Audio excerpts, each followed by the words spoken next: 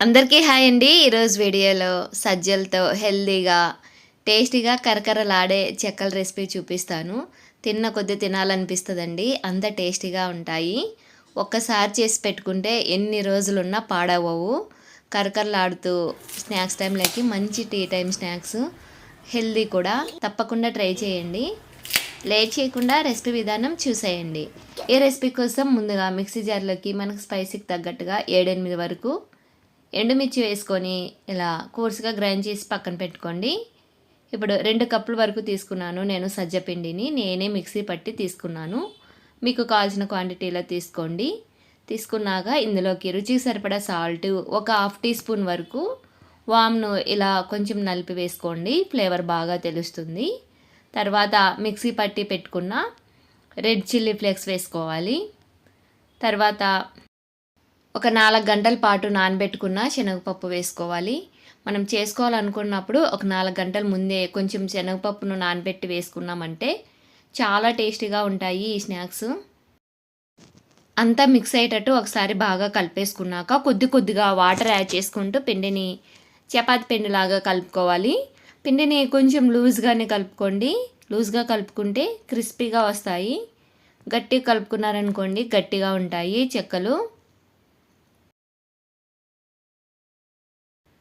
సజ్జలు హెల్త్కి చాలా మంచిదండి. తప్పకుండా ట్రై చేయండి. పిల్లలకి పెద్దలకి కూడా చాలా మంచిది.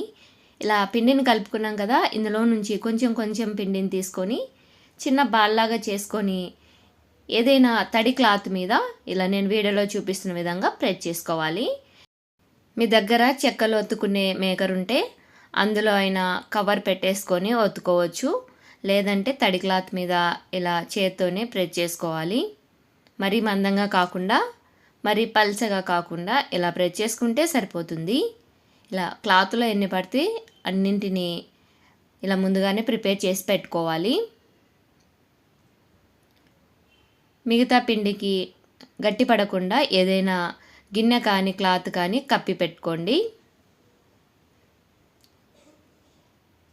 ఇలా అన్నీ ప్రిపేర్ చేసుకున్నాక ఒక్కొక్కటి తీసుకొని ఆయిల్ బాగా హీట్ అయ్యాక మీడియం ఫ్లేమ్లోకి పెట్టేసుకొని ఎన్ని పడితే అన్ని వేసేసుకొని టర్న్ చేసుకుంటూ బాగా కలర్ వచ్చే వరకు డీప్ ఫ్రై చేసుకోవాలి.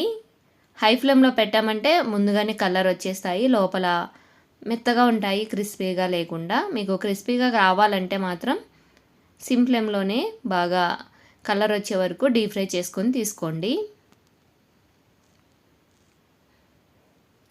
ఇవి అస్సలు నూనె తాగవండి. మనం నూనె ఎంత వేసుకుంటామో చివరి వరకు అంతే నూనె ఉంటుంది. కాబట్టి చాలా హెల్దీ. మిస్ అవ్వకుండా తప్పకుండా ట్రై చేసి చూడండి. మీరు ట్రై చేస్తే మాత్రం ఎలా వచ్చాయో మీ ఫీడ్బ్యాక్ని నాకు కామెంట్లో చెప్పడం మర్చిపోకండి. చూస్తారు కదా, ఇలా బాగా కలర్ వచ్చాక తీసేసుకోవడమే. ఇలా తీసేసుకొని పూర్తిగా చల్లారాక ఒక డబ్బాలో స్టోర్ చేసి పెట్టుకోండి. ఎన్ని రోజులున్నా పాడవవు.